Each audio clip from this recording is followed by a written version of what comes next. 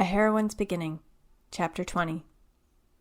James strode through the room with all the confidence of an arrogant highborn who had just had a fantastic morning. He was practically jumping with joy. "Ladies and gentlemen, I bring news. I have done it," he exclaimed in a loud voice. "The spectacular Sir James Marion." He noticed me and stopped his sentence. "Good day to you," he said in a quieter voice, bowing his head slightly. "Hello," I replied, secretly happy to see him. I had actually been looking forward to our promised date at the wedding tomorrow. There was a moment of silence where he smiled at me, not the arrogant, smug smile I had gotten used to seeing, but one of genuine feeling. "James?" Christopher interrupted, shattering the effect and making James snap out of his daze. "Yes, here you go," he said, walking up behind Christopher's chair and throwing down an envelope in front of him. The smug grin returned to his face. "I knew it." Christopher picked up the envelope carefully and pulled out the contents halfway. His eyes scanned the paper quickly, getting darker and darker the further down he read.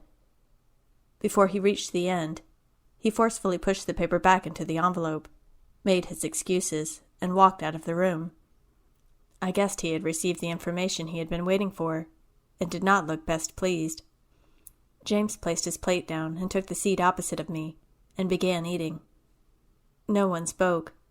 Minutes passed. I felt a kick under the table against my leg. I looked up from my plate suddenly, surprised. I glared at James, but he did not even look up from his food. I did see his eyebrow quirk up, however. My mouth fell agape with the pure cheek of him. I kicked his shin back, and he still would not look up. The only reaction I got was that he raised his other eyebrow. That was not the reaction I was going for, and so I aimed a little higher and kicked again, with more force this time. This time I was satisfied. I clearly hit a nerve, as his leg moved violently and hit the table, making it judder. He hit it with a loud cough, obviously fake, and pretending he had swallowed something down the wrong way. He made his apologies to the Duke, and then returned his face to his meal, not without first a glowering look at me, with his stupid smug smile gracing his face once again. I returned to my own meal with a small amount of satisfaction. The moments dragged out into minutes, and still no one spoke. At long last, the Duke rose from his spot, thanked us for the company, and left. The air in the room relaxed. The Duke was perfectly polite, but he had an intimidating presence which set me a little on edge. After all, he was still the man who owned the very soil we lived on. His power over our lives was far-reaching and absolute.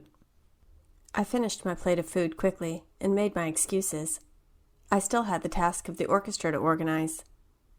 I stood up tall and walked swiftly out of the room.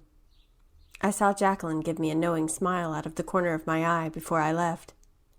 I continued down the hall, and did not slow when I heard footsteps moving quickly towards me. I did not turn around when I heard loud breathing behind me. I simply continued forward, going about my business. It was only when I felt a strong hand grasp around my right wrist and pulled me around to face him did I stop.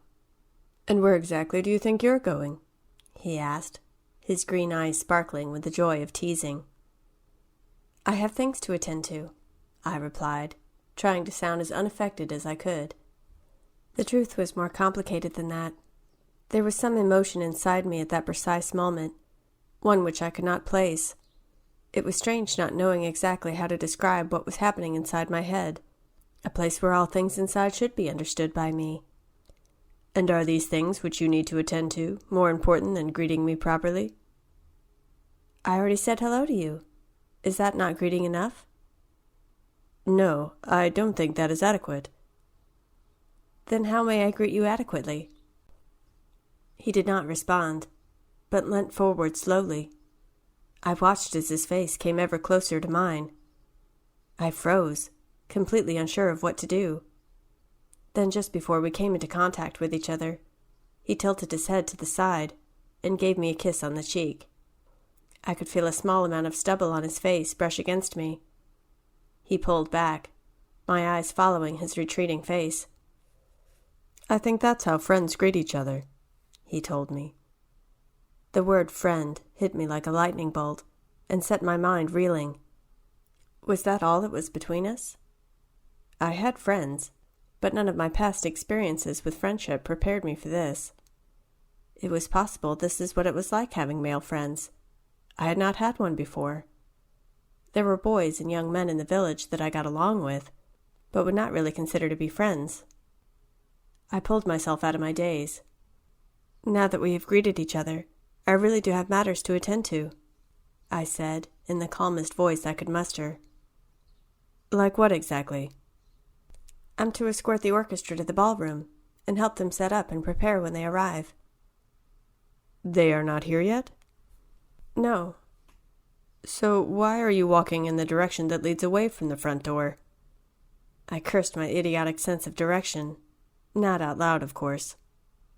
Exercise, I told him, as haughtily as I could. Well, don't wear yourself out. You need to be full of energy tomorrow. I believe you promised me a dance, and I never forget a promise, especially one from a lady. But I'm not a lady, only a servant in a nice dress. No, you are a lady. You just don't live like one. Yet, he said, with a mischievous glint in his eye. That would be a nice thought. Now, if you would be so kind as to point me in the correct direction for the front door, I would be much obliged. He raised his hand and pointed right past my head, to the exact direction we had both just come from.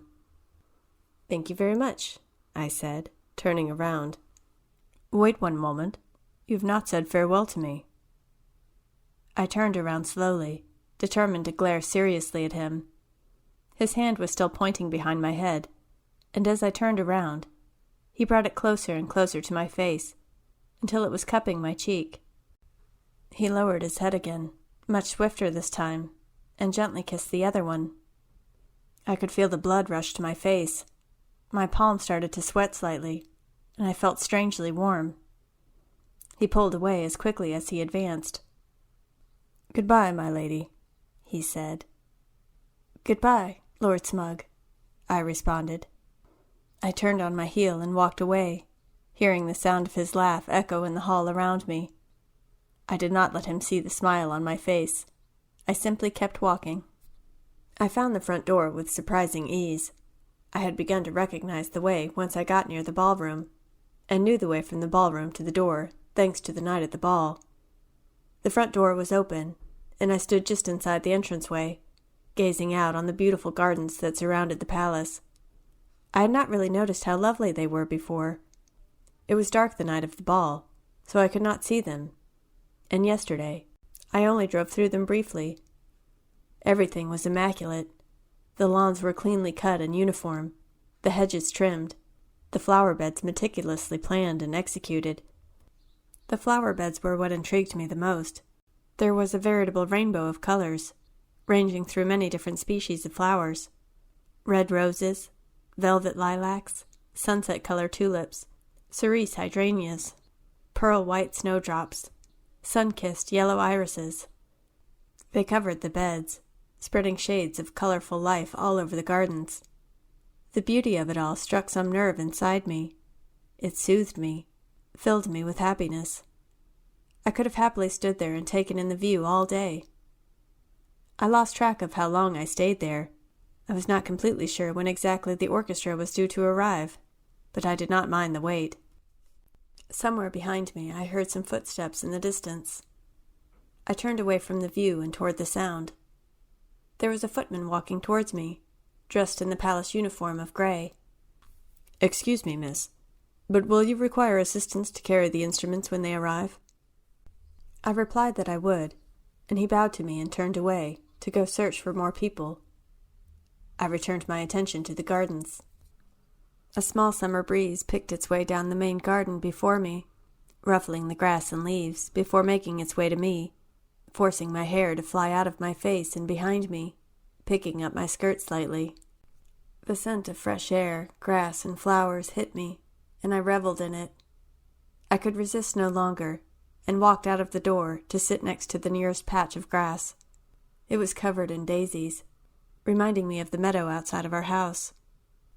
I knew I probably had a while to wait, so I began picking the longest daisies and collecting them into a pile. I poked a hole in the stem of a daisy and threaded the next one through, creating a longer and longer chain. The last one was looped back through the first one with great difficulty. My head was bent over the daisy chain, and my attention focused solely on the problem at hand. I did not notice that I was being watched. "You said you needed assistance, Miss Marion?" I looked up away from the flowers in my hand and saw a familiar ginger-haired boy staring down at me with a smile on his face. "Jack, hello!" I clambered to my feet. "How are you?" "Good. You look very well. And rich," he added after a moment, looking at my dress. "It's just borrowed. Ella gave it to me." "Ella? As in the bride-to-be?" "Yes, that's her." "I didn't know you knew her." "I used to be a maid in her house until her father passed." "So you're close friends with her, if you're here as a guest." "Yes, I'm a bridesmaid tomorrow." "Oh," he said, surprised. He opened his mouth to say something else, but then thought better of it. "I wanted to thank you," I told him, "for the dance lesson. It really helped. No falling over." "You're very welcome. I'm glad you did not fall on your face again. You seem to be enjoying yourself." Confusion raced through my mind. How did he know I enjoyed the ball? "I beg your pardon?" "Did you not enjoy yourself? You seemed to be smiling for most of the night." "Excuse me?" I said, feeling lost. "Your green dress was quite distinctive. It was easy to spot you." I suddenly remembered. Jack had said he'd be working at the ball, so he must have been there. I had completely forgotten. "So you were there?" "At least your dancing had improved," he said with a small smile. Embarrassment surged through me. He'd even told me he was going to be there. The blood rushed to my face. "I'm so sorry. I completely forgot." "There's nothing to apologize for," he replied. "It's just nice to know you were having a good time." "So, you watched me?" "No," he said, his head angled slightly down. I continued to look at him, and then he said in a small voice, "Maybe a little." "Why?" "At first I was interested to see how you would dance. But then—" He stopped. "But then what?" He did not reply. We fell silent for a moment. "So, why are you here now?" I asked, in a desperate effort to break the silence. "My lord is here for the wedding, and so I came along. The housekeeper doesn't like idle people, so when you asked for assistance, I was told to come straight here. I did not know it was you making the orders." "It is a little strange. I'm not used to giving orders rather than taking them." "It must be. Enjoy it while it lasts. Or are you a noblewoman, elevated by being friends with the bride-to-be?" "I wish. After the wedding I'm back to normal life of cooking and cleaning and raising children." "Children?" He sounded truly shocked. "Are you married?" "No, I mean my siblings. Gwen is only 6, and our mother passed away a year ago." "Oh, I'm very sorry to hear that.